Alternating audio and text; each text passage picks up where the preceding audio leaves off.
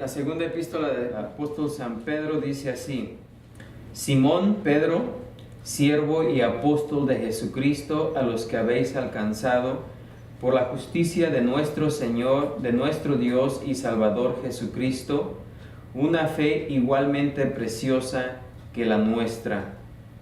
Gracia y paz os sean multiplicadas en el conocimiento de Dios y de nuestro Señor Jesús.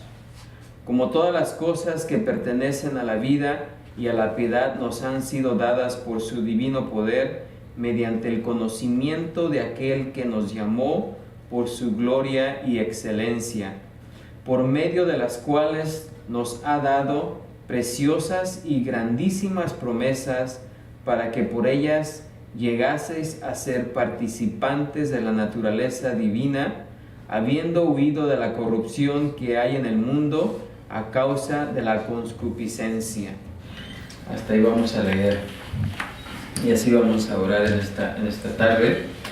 Padre eterno, Señor todopoderoso, gracias te damos por tu palabra, la cual hemos leído y de la cual nos disponemos a estudiar en esta tarde. Te rogamos, Señor, que en estos momentos quites toda distracción, todo obstáculo de nuestra mente, de nuestro corazón, para que tu palabra fluya libremente por toda nuestra mente, por todo nuestro ser, Señor, ya que el propósito de estar aquí es para conocerte más y más por medio de tu palabra, y eso queremos hacer, Señor. Así que te pedimos que quites todo aquello que perturbe nuestra mente, que estemos atentos, Señor, con el deseo de aprender para obedecer tu palabra, hacer tu voluntad, Señor. Te pedimos esto y te damos gracias en el nombre de Cristo Jesús. Amén, Señor. Amén. ¿Pueden ocupar sus lugares? La semana pasada hablamos acerca del propósito de esta carta, y uno de sus propósitos, ¿verdad? El propósito de Pedro es advertirnos acerca de los falsos maestros, falsos profetas, falsas doctrinas, todo aquello que viene a tratar de desviarnos de la verdad. Y sabemos, ¿verdad?, que nuestra lucha no es con carne ni sangre, sino con potestades, ¿verdad?, contra principados, contra todas esas ideas, filosofías que se levantan y que vienen a confundir o tratar de confundir al Hijo de Dios. Pero nosotros tenemos una arma poderosa que es la verdad. Y la única manera de contrarrestar la mentira, la falsedad, es con la verdad. Pero para ello, pues hay que conocer la verdad. No tenemos que estudiar todas las cosas que son falsas, no tenemos que tomar cursos acerca de todas las religiones falsas. No es necesario. Lo único que necesitamos es estudiar la verdad. Estudiando la verdad, podemos discernir, podemos detectar rápidamente y claramente la mentira en el momento que surja.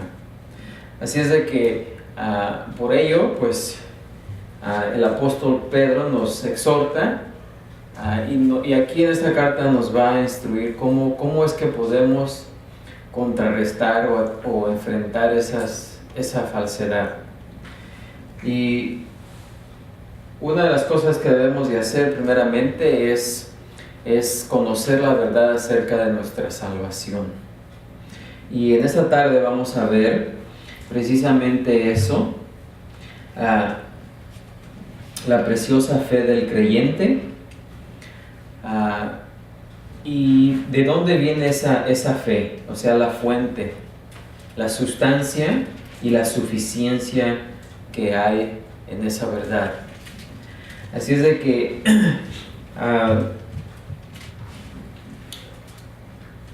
no vamos a hablar de nuevas revelaciones, porque toda la revelación se nos ha dado en este libro, ya está completada. no necesitamos buscar ninguna nueva revelación. Es más, ya con lo que está aquí tenemos más que suficiente. Dios ha considerado que esto es lo que necesitamos saber. No es todo el conocimiento acerca de Dios, pero es todo lo que nosotros como humanos, como hijos de Dios, necesitamos saber.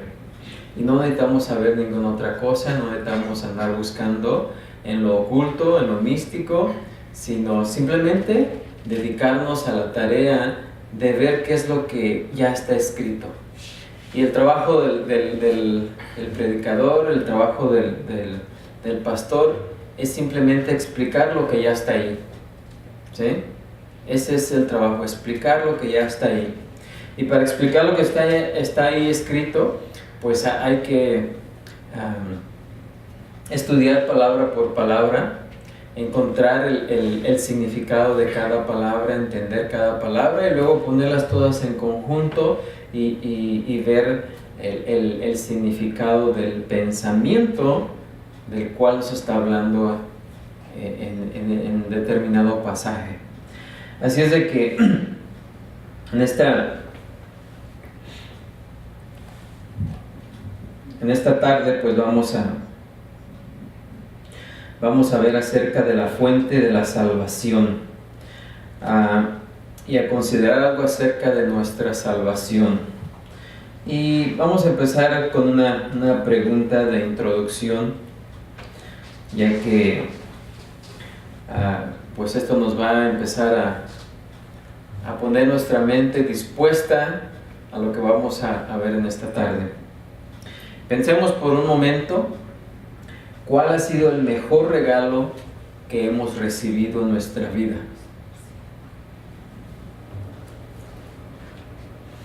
Si podemos remontarnos a ese día cuando recibimos un regalo y ese regalo lo consideramos como el mejor regalo que habíamos recibido hasta ese día. Para algunos podría haber sido unos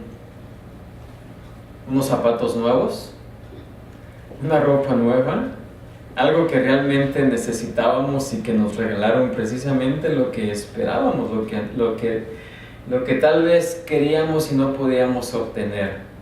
Y alguien de repente viene y nos presenta con ese regalo. Y eso pues trae gran emoción para una persona que recibe lo que necesita o lo que estaba necesitando, pues es de gran alegría y gozo recibir ese regalo, ¿verdad?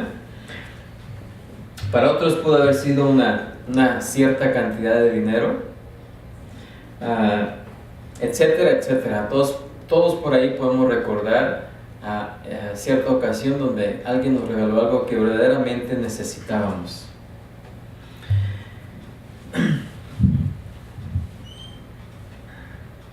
Ahora, sin lugar a dudas, la redención de Dios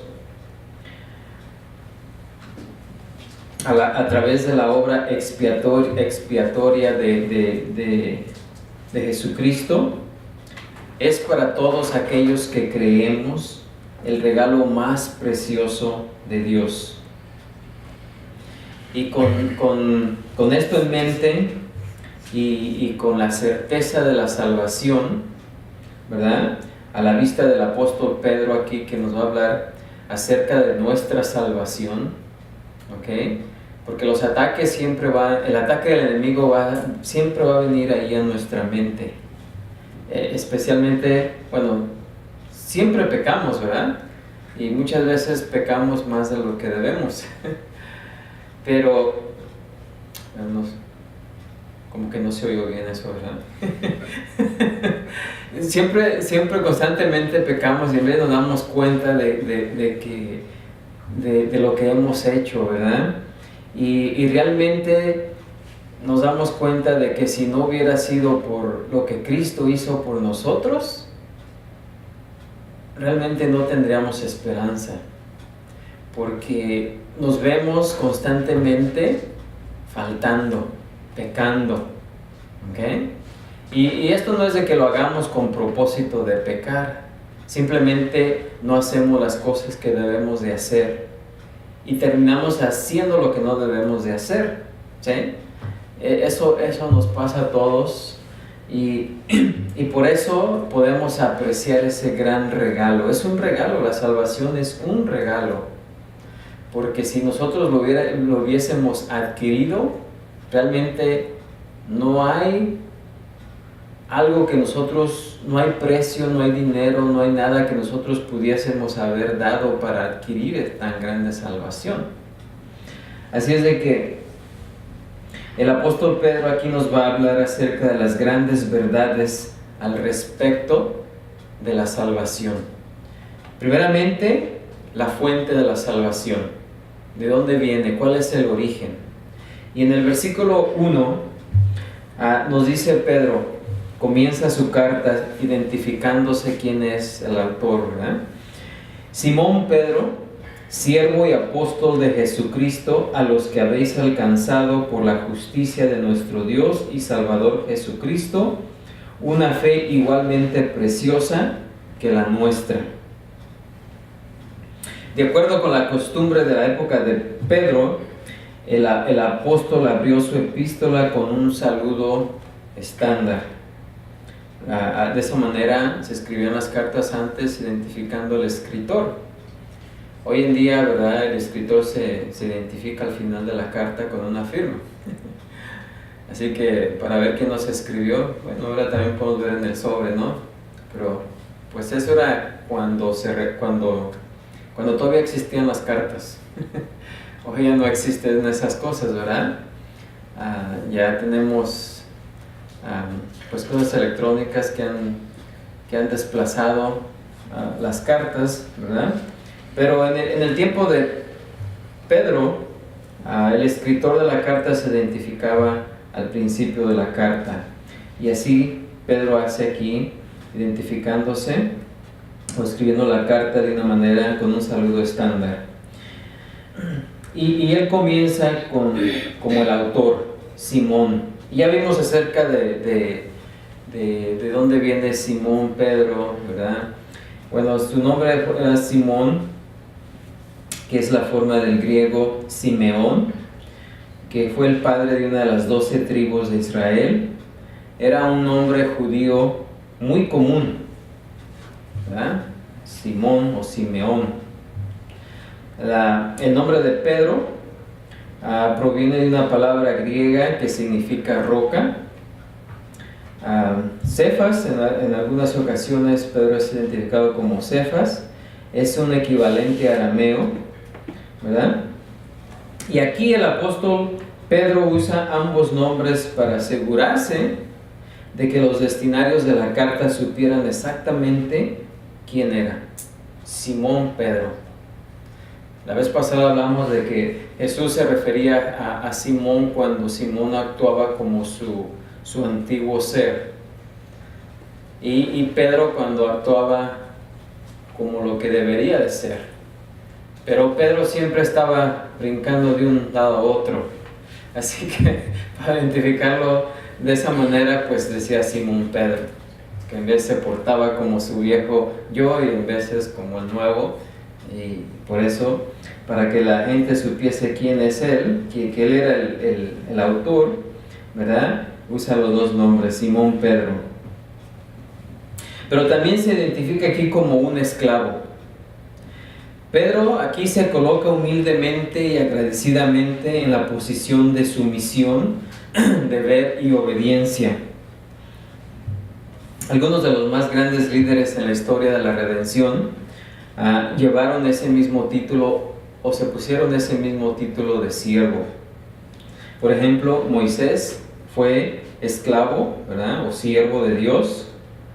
La palabra realmente en veces se dice siervo, ¿verdad?, pero es esclavo. Se refiere a esclavo, porque un siervo tenía la opción de hacer, tenía la opción de escoger por sí mismo, pero un esclavo no. Un esclavo estaba completamente a la merced del amo, ¿verdad? Y esa palabra de siervo no es alguien quien sirve, sino se refiere a la palabra esclavo. Y muchos de los grandes líderes de la historia de la redención se vieron a sí mismos como esclavos. Por ejemplo, Moisés fue esclavo de Dios. Josué fue esclavo de Dios. David fue esclavo de Dios. Los profetas fueron esclavos de Dios. Pedro, como vemos aquí, fue el esclavo de Jesucristo. Santiago fue el esclavo de Dios. Judas fue el esclavo de Dios. Y también nosotros como creyentes, ¿verdad?, somos esclavos de Jesucristo. Nos dice Pablo en Efesios 6:6, no sirviendo al ojo como los que quieren agradar a los hombres, sino como siervos de Cristo. Y la palabra siervo ahí se refiere a esclavo. ¿Okay? Esclavos de Jesucristo, de corazón haciendo la voluntad de Dios. En los días de Pedro también, el llamarse voluntariamente esclavos, y esclavo viene de la palabra doulos, y era rebajarse severamente a una cultura donde los esclavos no eran considerados mejores que los animales. Mientras que esa práctica pudo haber sido degradante para la sociedad o socialmente, era un honor espiritualmente. Era para reconocer que uno estaba obligado a obedecer a su maestro sin importar el costo. ¿Sí? Si yo decía soy esclavo de tal, es que yo me consideraba, ¿verdad? Y yo me ponía a los pies de esa persona para servirlo en todo, ¿verdad?, sin importar el costo.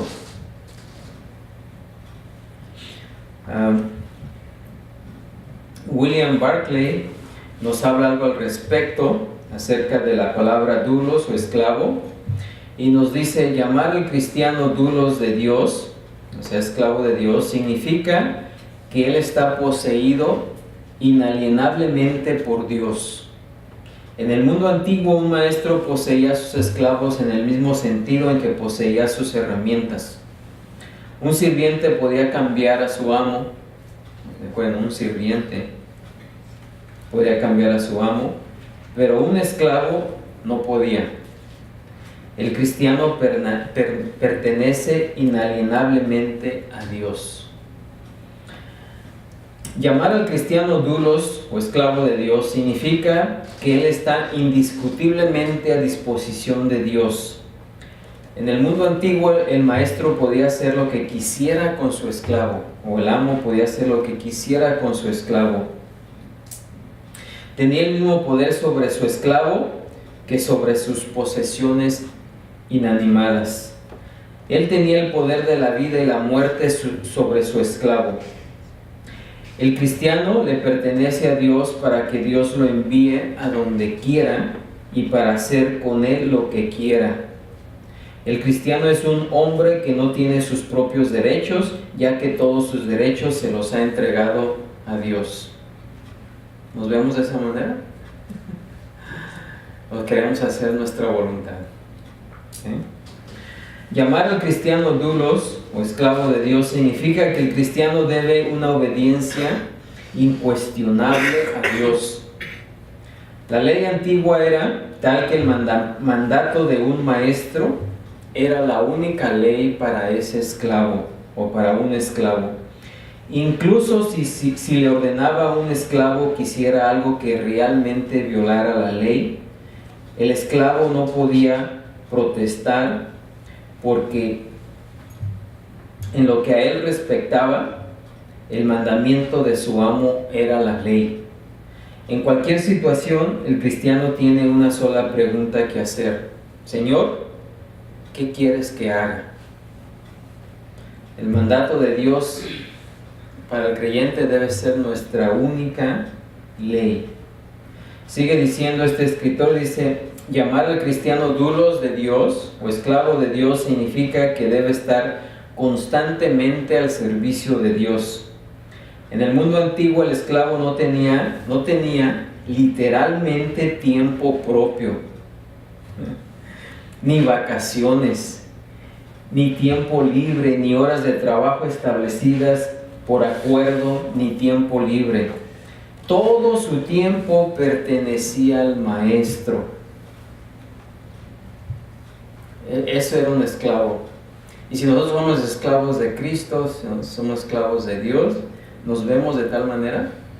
Hay veces que no tenemos tiempo para venir a la iglesia, no tenemos tiempo para leer la escritura, pero el tiempo de un esclavo era completamente de su amo, ¿sí? Aunque Pedro se consideraba a sí mismo humildemente como un esclavo, también se representó noblemente como, sigue diciendo ahí, apóstol de Jesucristo. ¿Quién es un apóstol de Jesucristo? Uno oficialmente enviado por Cristo mismo, como un testigo divinamente comisionado del Señor resucitado, con autoridad para proclamar su verdad. Dice Mateo 10:1, entonces llamando a sus 12 discípulos les dio autoridad sobre los espíritus inmundos para que los echasen fuera y para sanar toda enfermedad y toda dolencia. ¿Sí? Esos son los apóstoles de Jesucristo, aquellos que Jesucristo llamó personalmente, aquellos que fueron testigos oculares de la resurrección, que vieron a Jesucristo resucitado. Ahora, hay algunas personas que se llaman apóstoles, pero podemos ser apóstoles en el sentido de que somos enviados por la iglesia, pero no en el sentido como el que está hablando Pedro, ¿verdad? Que es apóstol de Jesucristo. El apóstol de Jesucristo es uno aquel que ha sido testigo ocular o que ha sido llamado por Jesucristo y ha visto a Jesucristo resucitado. ¿Sí? Hoy en día, algunos podrán decir que han visto a Jesucristo, pero realmente Él no se presenta de esa manera, no porque no pueda, sino porque ahora tenemos la Escritura. Todo lo que necesitamos saber acerca de Él, lo tenemos en la Escritura. Así que no hay necesidad de que Él venga personalmente a nosotros a hablarnos, ¿sí? Así que en ese sentido hoy día no hay apóstoles en el mismo sentido de Pedro. Así que Pedro al presentarse a sí mismo en estos términos establece un patrón para todos en el liderazgo espiritual. El anonimato sumiso y sacrificial de un esclavo combinado con la dignidad, el significado y la autoridad de un apóstol, ¿sí? O sea que esclavo de Jesucristo y apóstol de Jesucristo. Así que, ¿a quién envió esta carta el apóstol Pedro? Bueno, a los mismos creyentes que recibieron la primera. Eran parte de los elegidos de Dios que estaban esparcidos en las regiones gentiles de Ponto, nos dice en su primera carta Pedro, de Ponto, Galacia, Capadocia, Asia y Bitinia. Esos creyentes eran predominantemente gentiles, pero ciertamente los cristianos judíos también se encontraban entre los destinatarios de la carta, la que probablemente, como vimos la vez pasada, Pedro escribió alrededor del año 67 o 68 después de Cristo, aproximadamente un año después de escribir su primera epístola. Así que aquí vemos el saludo de Pedro. También otra pregunta, después de haber visto el saludo de Pedro, sigue diciendo,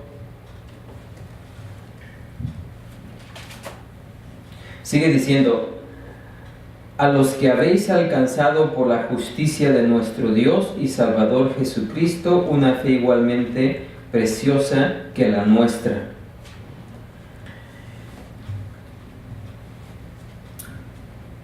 Para continuar, otra pregunta. ¿Quién despertó la fe en nosotros? ¿Quién nos dio la fe? Algunos creyentes, otra pregunta, ¿algunos creyentes reciben más fe que otros? ¿Por qué o por qué no? ¿Se puede ganar la fe? Y si no se puede, ¿cómo se obtiene?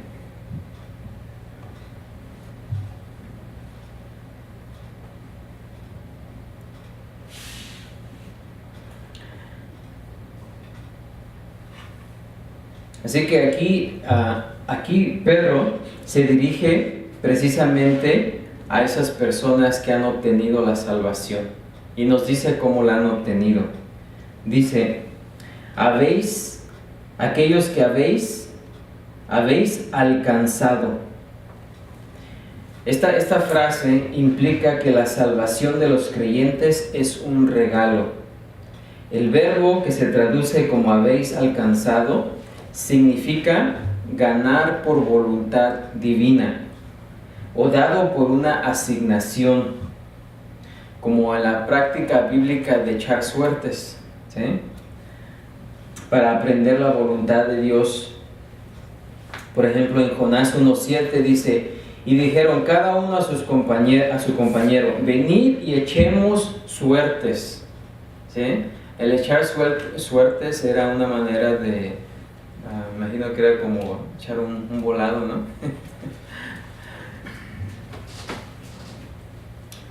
Era una práctica que se hacía anteriormente para aprender la voluntad de Dios, para ver la voluntad de Dios. Dice Jonás aquí, y dijeron a cada uno a su compañero, venid y echemos suertes para que sepamos por causa de quién nos ha venido este mal. Y echaron suertes y la suerte cayó sobre Jonás. ¿Se acuerdan cuando Jonás iba huyendo? Y se encontraban en esa tormenta y dijeron, alguien está aquí por la cual los dioses están enojados con nosotros. Vamos a ver quién es. Y la suerte cayó sobre Jonás, ¿verdad? Y fue cuando Jonás confesó, ¿no? Así que la salvación no es algo que nosotros obtenemos, es algo que es un regalo, ¿sí?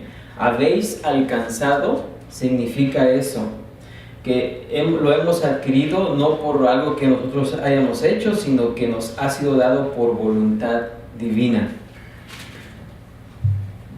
Así que se refiere a algo que no se obtiene por el esfuerzo humano o se basa en alguna dignidad personal, sino que se emana del propósito soberano de Dios.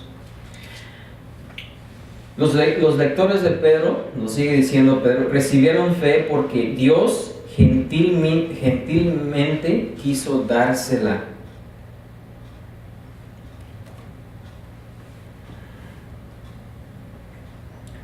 Hechos 11:15 dice, y cuando comencé a hablar, cayó el Espíritu Santo sobre ellos también, como sobre nosotros al principio. Entonces me acordé de lo dicho por el Señor cuando dijo, Juan ciertamente bautizó en agua, mas vosotros seréis bautizados con el Espíritu Santo. Si Dios pues les concedió también el mismo don que a nosotros que hemos creído en Él, Señor Jesucristo, ¿quién era yo que pudiese estorbar a Dios?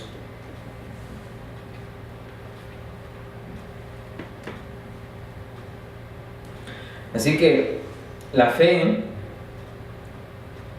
porque aquí en el versículo 1 nos habla de esta fe, una fe igualmente. Esa fe que nos fue dada, esa fue la cual, dice Pedro, habéis alcanzado, ¿verdad? Esa fe no se refiere a la fe objetiva como refiriéndose a las doctrinas de la fe cristiana, sino más bien se refiere a una fe subjetiva, o sea, el poder del cristiano para creer en el Evangelio para salvación, ¿sí? O sea, esa fe no se refiere, como en otras partes se refiere al conjunto de doctrinas que hemos recibido, que es la palabra de Dios, sino al acto de hacer fe, al acto de creer, ¿ok? Esa fe que nos ha alcanzado, que nos ha alcanzado. Aunque creer en el Evangelio es una orden para todos, de modo que todos somos responsables de obedecer, y ese es en el sentido del lado humano de la salvación.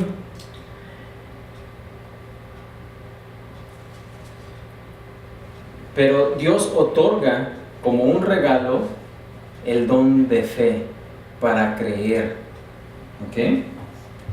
Y esto lo podemos ver, nos lo explica Pablo en Efesios 2:9, porque por gracia sois salvos por medio de la fe. Y esto no de vosotros, pues es don de Dios, no por obras para que nadie se gloríe. Así que Pedro nos está hablando aquí que esta fe nos ha sido otorgada, o más bien hemos sido alcanzados por esta fe, ¿ok? Y esto no es algo que nosotros obtuvimos por esfuerzos humanos, sino que fue algo que divinamente nos fue otorgado, un don, un regalo de Dios. La fe es un regalo de Dios, lo que nos dice Pablo, porque por gracia sois salvos por medio de la fe, y esto no de vosotros, pues es don de Dios, no por obras para que nadie se gloríe. Pedro comenzó su primera epístola escribiendo sobre la elección divina y la elección en la salvación, mientras que aquí se refiere a la respuesta humana de la fe. La soberanía de Dios y la responsabilidad del hombre forman los elementos esenciales de la salvación. Muchas personas han escuchado o les han enseñado solamente una parte, la parte donde el hombre ejerce su creer, su fe, ¿verdad? En Cristo, ¿verdad? Porque dice: el que creyere en el Señor Jesucristo, ¿será qué? Salvo. O sea, es algo que el hombre hace. Y muchos se han concentrado nomás en esa parte de la verdad. Pero hay otra parte de esa verdad que también es verdad. Y es el hecho de que Dios nos ha otorgado la salvación, que Dios nos ha elegido desde antes de la fundación del mundo, ¿sí? Así que es Dios el que nos eligió antes de haber sido aún creados, antes de que Dios creara todas las cosas. Dios ya nos conocía en su mente, ya nos tenía en su mente, y desde aquel entonces nos escogió para salvación, ¿sí? Ahora, el hecho de que hayamos sido elegidos antes de la fundación del mundo no quiere decir que una persona ya es salva. ¿Okay? Porque la salvación ocurre en el tiempo que Dios ha prescrito para que esa persona, ¿verdad? Venga y escuche el Evangelio, y en ese momento Dios le otorga el don de fe por medio del Espíritu de Dios, para que esa persona que fue elegida antes de la fundación del mundo crea el Evangelio, y entonces ocurra la salvación, ¿sí? Así es de que muchos se concentran solamente en el acto humano, la responsabilidad humana de creer, ¿verdad? De que es cierto, necesitamos creer que Jesucristo es el Salvador, que Él es el que limpia nuestros pecados, que es el único medio por el cual nuestros pecados son limpiados, son perdonados. Esa es nuestra responsabilidad. Pero el hecho el don de creer eso, que es la fe, nos es otorgado también como un regalo de Dios, ¿sí? La evidencia adicional de que la fe aquí es subjetiva proviene de la descripción de Pedro de la fe de sus lectores cuando dice igualmente que la nuestra, ¿sí? La fe que ellos recibieron es igualmente a la que han recibido estos. La palabra que se traduce aquí como igualmente significa igualmente valioso o de igual privilegio, y designaba aquello que era igual en rango, posición, honor, precio o valor.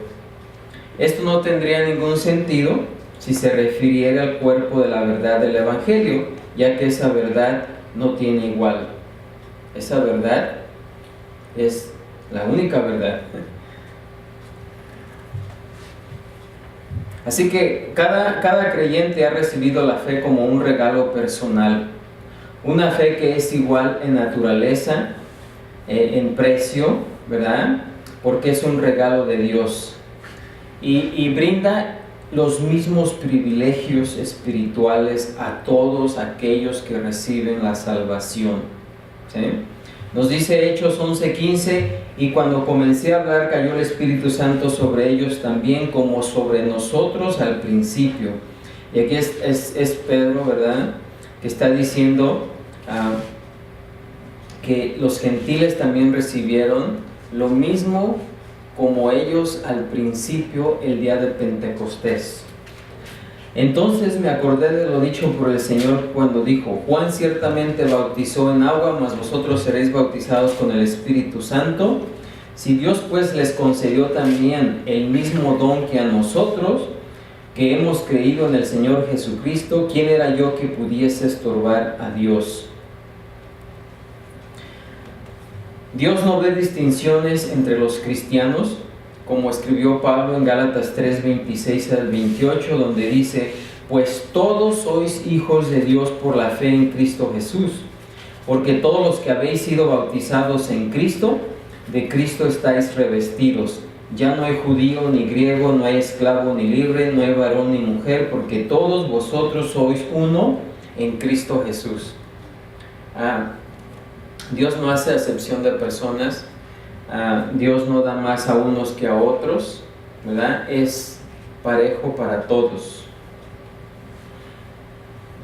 Todos los que hemos sido elegidos hemos recibido un regalo, ¿verdad?, que es la fe que salva. Hay una fe que el hombre natural tiene, y esta fe viene por la experiencia. Por ejemplo, bueno, algunos, ¿verdad?, porque hay unos que no se suben, ¿verdad?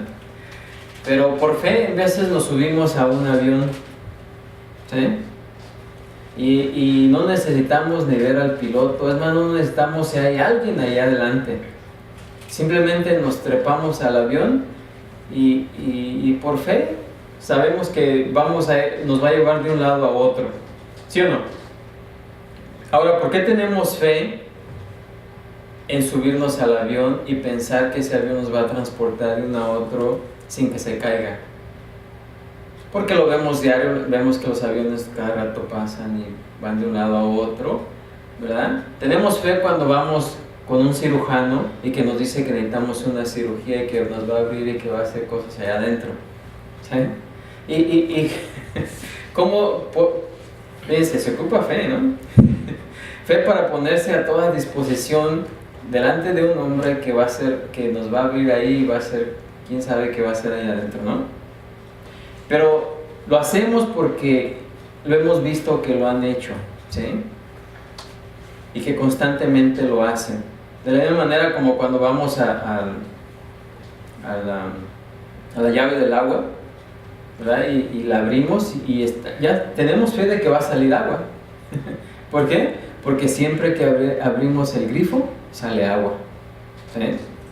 No vamos diciendo: voy a ir a la llave a ver si cae agua.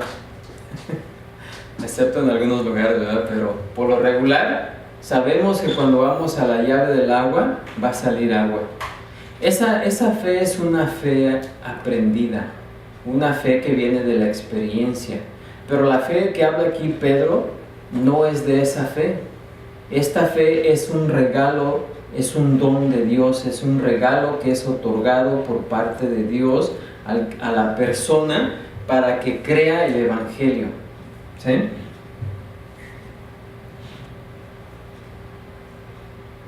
Y a esta fe se le llama la fe que salva. ¿Sí? No es una fe aprendida, es una fe que es otorgada. Como dice Pablo, porque por gracia sois salvos por medio de la fe, y esto no de vosotros, pues es don de Dios. Nuestra respuesta en la salvación es la fe, pero incluso esto no es de nosotros mismos, sino que es un regalo de Dios.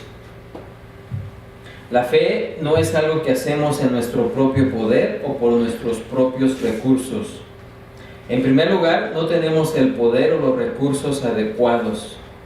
Más que eso, Dios no querría que confiáramos en ellos incluso si los tuviésemos. Porque ¿saben qué?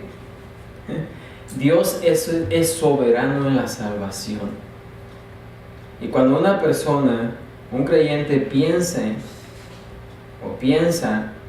que fue porque él tomó la decisión de seguir a Jesús y que por la decisión que él tomó es cristiano ahora, ¿quién es soberano ahí? ¿Quién se está haciendo soberano ahí? ¿Quién? ¿Dios o el hombre? El hombre. ¿Sí?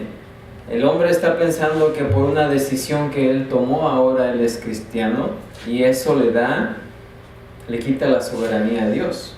Pero Dios es soberano en todas las cosas y es soberano en la salvación. Así que si aún tuviéramos los recursos, ¿verdad?, o el poder, aún así Dios no querría que confiásemos en ellos. ¿Por qué? Porque la salvación es de Dios. Y por consecuencia tendríamos algún motivo para jactarnos de nosotros mismos. Por eso nos dice que la salvación es un don, es por medio de la fe, y esto es un don de Dios para que, dice, no por obras, más bien para que nadie se gloríe. Hay personas que se oponen a esta interpretación diciendo que fe, la palabra fe en el original es femenina, mientras que esto, la palabra esto es neutral, y que una con la otra pues no checa, ¿verdad? Y aquí estamos analizando Efesios 2, 8 y 9. Eso no plantea ningún problema siempre que se entienda que la palabra esto se refiere precisamente, que no se refiere precisamente a la fe, sino al acto de creer. ¿Sí? Además, esta interpretación tiene el mejor sentido del texto, ya que si la palabra esto se refiere a la frase por gracia sois salvos por medio de la fe, es decir, a la declaración completa, la suma de y esto no de vosotros, pues es don de Dios, sería redundante. O sea que la palabra esto no se refiere a la gracia, porque gracia significa un don inmerecido. ¿Sí? Eso ya va de entrada, que es un don inmerecido. Significa un acto de Dios no merecido. Si la salvación es por gracia, tiene que ser un don inmerecido de Dios. La fe se presenta como un regalo de Dios precisamente en este pasaje de Pedro, del cual estamos viendo, donde Pedro dice que esto es un regalo de Dios. ¿Sí? De acuerdo con lo que dice Pablo en Efesios 2, 8 y 9, que es lo que acabamos de leer. Simón Pedro, siervo y apóstol de Jesucristo, a los que habéis alcanzado. Y haber alcanzado es un acto divino de Dios que Él alcanzó, ¿verdad? Y si ahí hay una coma, dice por la justicia de nuestro Dios y Salvador Jesucristo, eso sería un paréntesis, y luego sería una fe igualmente preciosa que la nuestra. Así que en breves palabras diría: Simón Pedro, siervo y apóstol de Jesucristo, a los que habéis alcanzado una fe igualmente preciosa que la nuestra. ¿Sí? Y esa fe que habéis alcanzado es un don divino. Así es de que, ¿por qué es importante esto? Porque hay muchos ataques, fíjense, en cuanto a la salvación. Hay muchas religiones que dependen de las obras humanas. Bueno, más bien, que predican que la salvación es por obras. Y aquí de entrada Pedro comienza diciendo que la fe es un don otorgado divinamente por Dios. ¿Sí? Y ahí, conociendo eso, teniendo cimentada esa verdad en nuestras mentes, podemos resistir los ataques del enemigo cuando venga alguien y nos diga: no, ¿sabes qué? Tienes que hacer esto, tienes que hacer aquello, tienes que hacer esto para poder ser salvo. ¿Qué decimos? La salvación es un don completamente de Dios. Aunque yo tuve que confesar y declarar que Jesucristo es Dios, que Jesucristo es el Señor para salvación, aún el hecho de creer eso me fue dado. ¿Cómo me fue dado? Por medio de la fe. ¿Sí? Así que de esa manera nos podemos proteger de los ataques del enemigo que vienen, predican o enseñan doctrinas falsas. ¿Sí?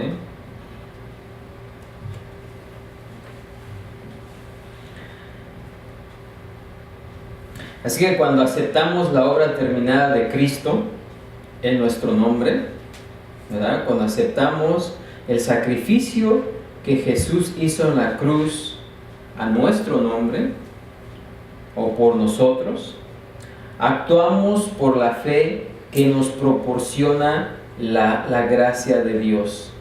¿Sí?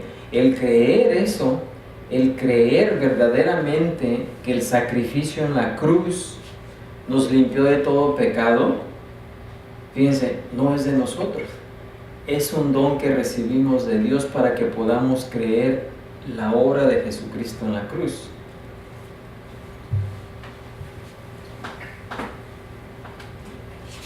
Aunque nosotros declaramos, ¿verdad?, y creemos en esto,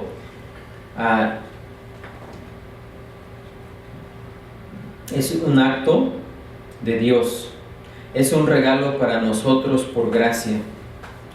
Por ejemplo, cuando una persona se atraganta o se ahoga y deja de respirar,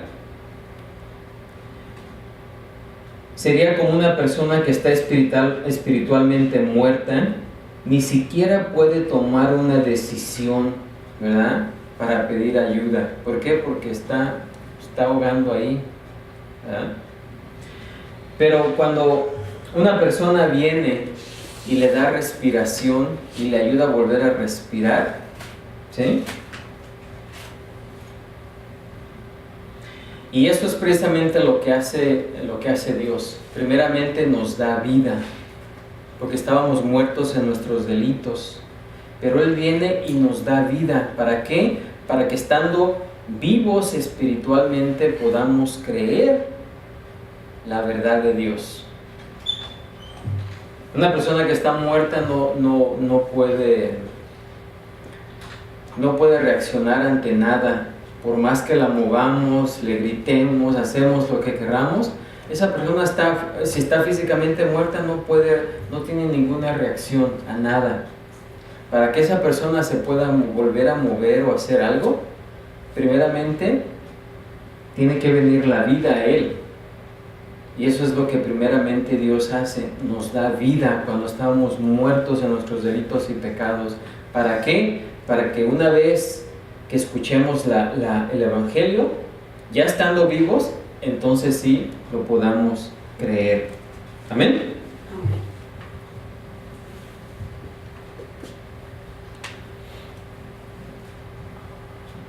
Ahora, Pedro aquí dice, usa el pronombre nuestra.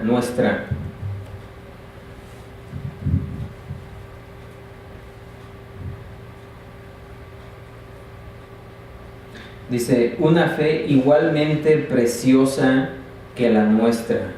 Una fe igualmente preciosa que la nuestra. Pedro tal vez estaba aquí pensando acerca del conflicto que existía entre los judíos y los gentiles en la iglesia. El libro de Hechos, ¿verdad?, nos muestra que estuvo muy involucrado en ese tema en los primeros días de la iglesia. Pedro explicó a los hermanos separatistas judíos su encuentro con los de la casa de Cornelio, ¿sí?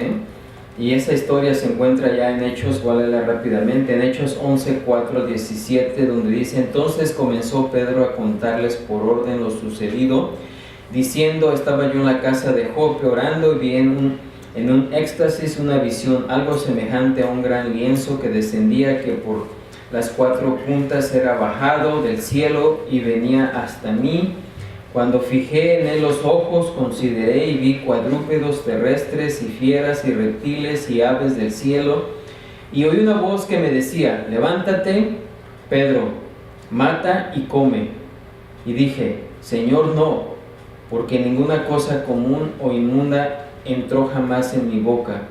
Entonces la voz me respondió del cielo por segunda vez: lo que Dios limpió no lo llames tú común.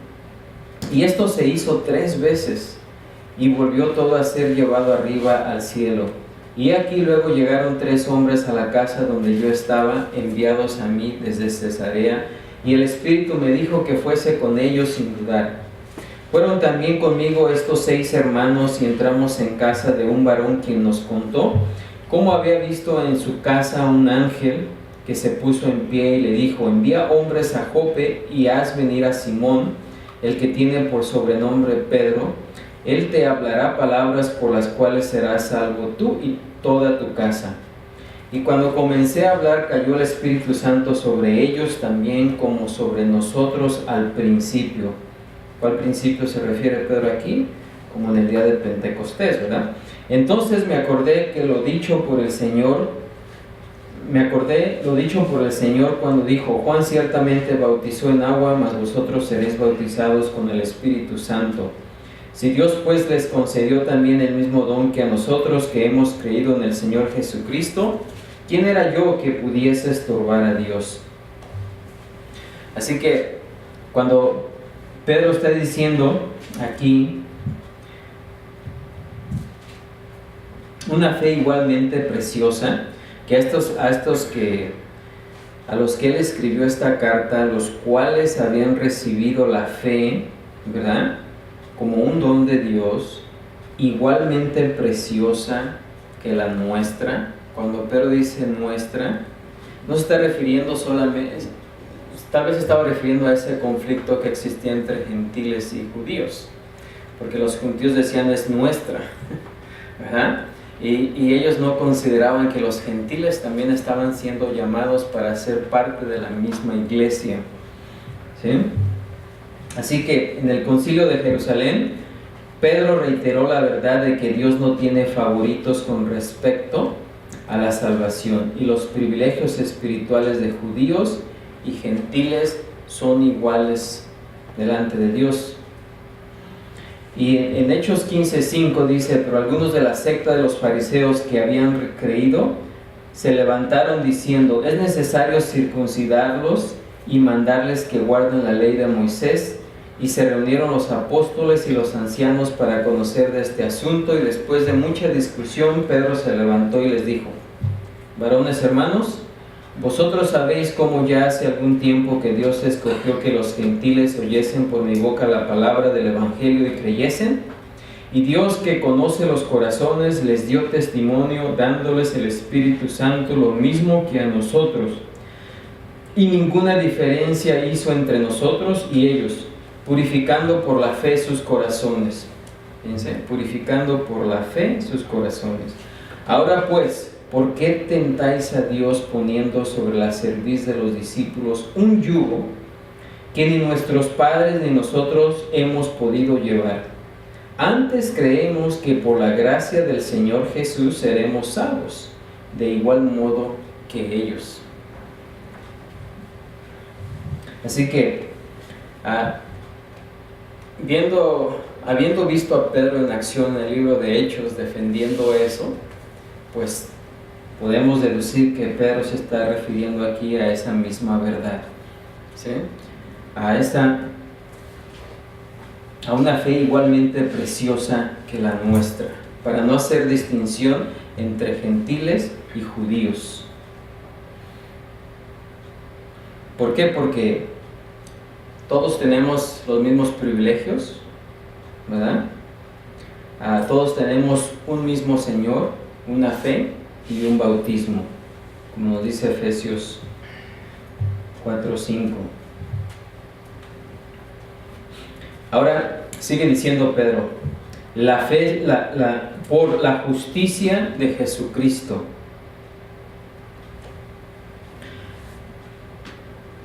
En este primer versículo estamos viendo la fuente de la salvación. Ya vimos que la salvación primeramente es un don, es un regalo de Dios. No es algo que el hombre obtiene por algún mérito, por algún esfuerzo humano. ¿Ok? Ahora, ¿cómo es que Pedro aquí nos sigue diciendo? Dice, ¿cómo es que fue otorgada esa salvación? Y dice, por la justicia de Jesucristo. A los pecadores se les da vida eterna porque el Salvador les imputa su justicia perfecta. Pablo dice en 2 Corintios 5:21, al que no conoció pecado, por nosotros lo hizo pecado, para que nosotros fuésemos hechos justicia de Dios en él. Así que Jesús nos imputa, o sea, ¿qué quiere decir imputar? Nos da. Y hemos hablado mucho acerca de esa transacción. Nuestros pecados, en la salvación hay una transacción, un intercambio. Nosotros le otorgamos a Jesucristo nuestros pecados y por causa de nuestros pecados Él muere. Jesús nos otorga su justicia. Recuerden que Él vivió en la tierra aproximadamente 30 años y durante esos 30 años Él cumplió la ley a la perfección. Así que la justicia de Jesucristo nos es otorgada a nosotros. Nosotros vivimos por su justicia y Él muere por nuestros pecados. ¿Sí? Así que eso es lo que está hablando aquí Pedro. Que la salvación nos fue otorgada por la justicia de Jesucristo. Romanos 4:8 dice, pero al que obra no se le cuenta el salario como gracia, sino como deuda. Mas al que no obra, sino cree en aquel que justifica al impío, su fe le es contada por justicia. Como también David habla de la bienaventuranza del hombre a quien Dios atribuye justicia sin obras, diciendo, bienaventurados aquellos cuyas iniquidades son perdonadas y cuyos pecados son cubiertos. Bienaventurado el varón a quien el Señor no inculpa de pecado. ¿Sí? Eso es lo que hace el Señor. Dios ahora nos puede perdonar el pecado porque su justicia se cumplió en Jesucristo. Y porque su justicia se cumplió en Jesucristo, ahora en base a eso nos puede otorgar el perdón, ¿sí? A nosotros. En la cruz Cristo cargó con la ira de Dios contra todos los pecados de aquellos que creerían. Esos pecados fueron imputados a Cristo para que Dios pudiera imputar a los creyentes toda la justicia que le pertenecía. Su justicia cubre por completo a los redimidos, como el profeta Isaías lo expresa hermosamente en Isaías 61:10. En gran manera dice: me gozaré en Jehová. Mi alma se alegrará en mi Dios, porque me vistió con vestiduras de salvación, me rodeó de mandato de justicia, como a novio me atavió, y como a novia adornada con sus joyas. Y ya para terminar, dice, en el mismo versículo dice, es digno de mencionar lo que Pedro, o comentar más bien lo que Pedro dice aquí acerca de Jesucristo. Dice estas palabras. Dice: por la justicia de nuestro Dios y Salvador Jesucristo. ¿Sí? Nuestro Dios y Salvador Jesucristo. Miren, la justicia aquí sí procede del Padre. ¿Sí? Porque el Padre fue el que nos escogió antes de la fundación del mundo. ¿Sí? Pero ¿cómo es que llega al creyente? ¿Cómo es que llegó a nosotros? Bueno, llegó por medio de Jesucristo.